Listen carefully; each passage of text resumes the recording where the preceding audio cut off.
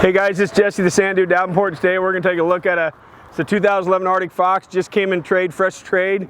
If you look over here on the side on this one, all the graphics are very clean.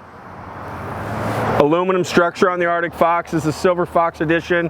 Super clean camper, one-piece fiberglass. Electric jacks.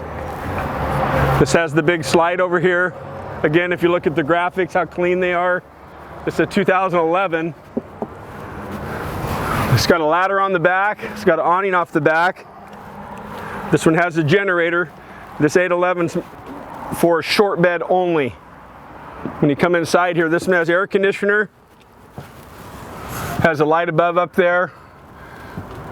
Skylight, fantastic fan. You got storage on both sides of the bed.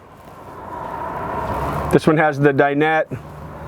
Very clean, just came in, LED lights inside and out, fresh trade, won't last. If you got any questions, my number's on the screen there, and give me a call on my cell phone, 541-515-0764. Thanks for looking.